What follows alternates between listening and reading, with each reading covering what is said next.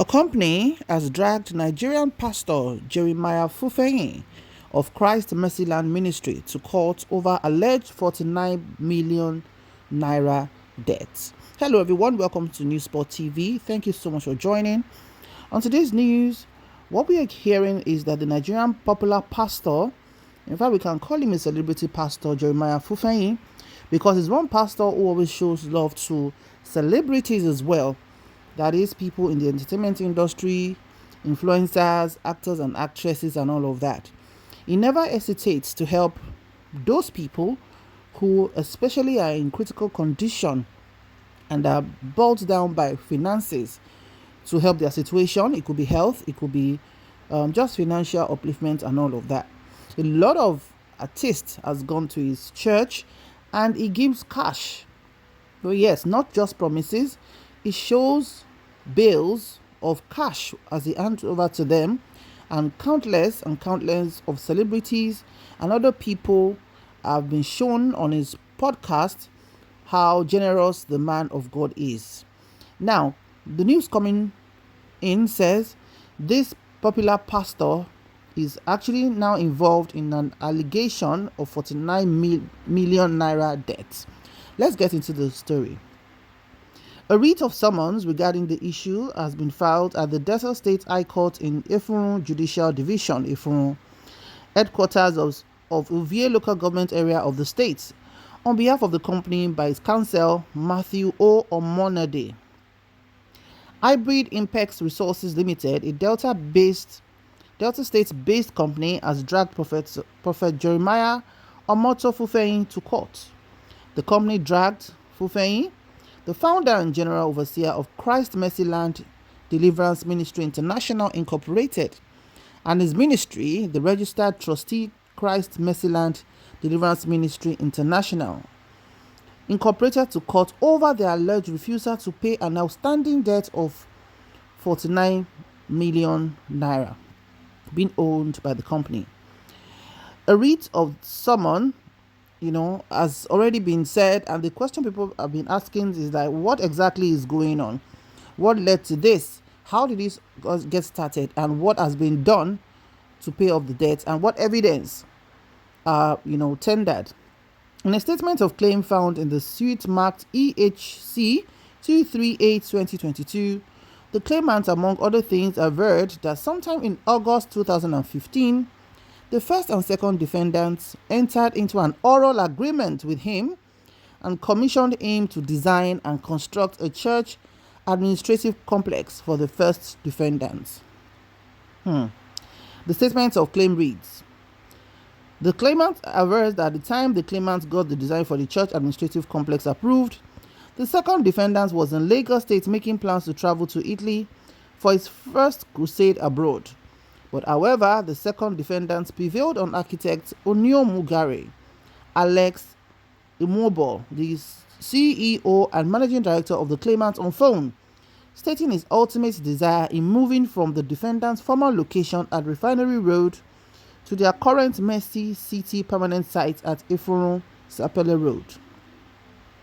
The claimant averred that sequel to paucity of time and funds, the second defendant pleaded with the claimant to commence construction without any dime paid as mobilization, and pleaded with architect Oniomugare Alex Immobile, the CEO and managing director of the claimant, for the claimant to get the needed building materials on credit from the claimant's suppliers, and that upon his return, the project will be properly evaluated and the claimant will be properly mobilized and paid.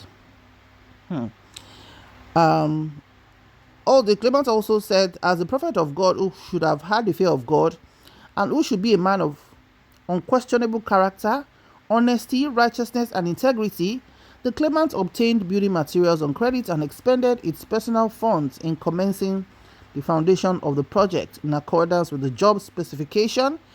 And upon the return of the second defendants from Italy, after being satisfied with the work done, the defendants paid some paltry sum of money to the claimant and pleaded that the claimant should continue with the construction while the defendant sought for more funds. So From this point, it's clear that the kind of agreement entered by both of them was an oral one. Nothing documented. And the question is, how could a contract of such magnitude be based just on oral agreement? Let's continue. The claimant averred that as at the time the defendant put the project on hold, the total outstanding balance owed the claimant for the existing work was about 37 million. The claimant averred that after several months and due to persistent pressure on the claimant from its creditors and suppliers, claimant through his managing director approached the second defendant and requested that the work done prior to the stoppage by the second defendant should be quantified by any quantity surveyor of their choice to enable the defendant clear the outstanding balance owed to claimants for the claimants to offset our indebtedness to our suppliers and creditors.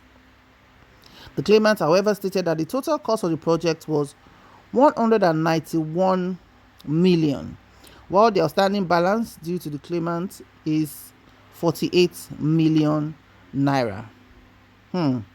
So while the Omobo is faced with inexplicable mental and physical torture and threat to life and members of his family for work done for the defendant, the second defendant acquired a private jet worth billions of naira, that's the pastor, and has been busy in the public space parading charity to celebrities and prostitutes, while secretly displaying crass inhumanity to laborers who have sacrificed their all in helping the defendants build their current permanent site where they are raking billions of naira.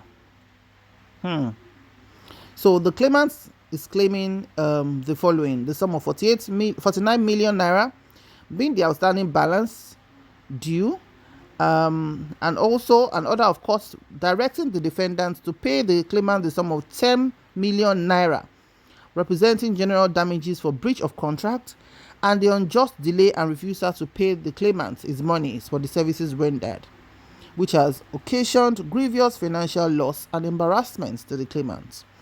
3. An order of court mandating the defendants to pay 10% interest monthly on the judgment sums from the date of delivery of judgment until the judgment sum is liquidated. So this is what has gone on between the popular pastor and those he has conducted to do the work. The question is, will he come out to defend himself? And since the case is in court, I hope that the man of God would be able to clear his name. This is a contract definitely gone wrong, because as you can see, the total contract was about 190 million and we've gotten to the point where it's 49 million remaining.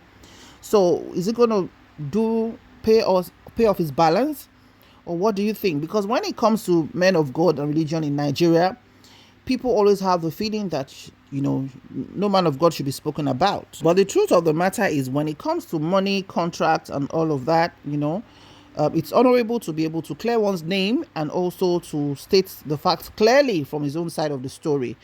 And since the court is aware of this and is already tendered in court, we hope that the court will be able to resolve this amicably and, it won't get messier than this. What's your opinion on this? Kindly drop it in the comment section below. Thank you so much for watching.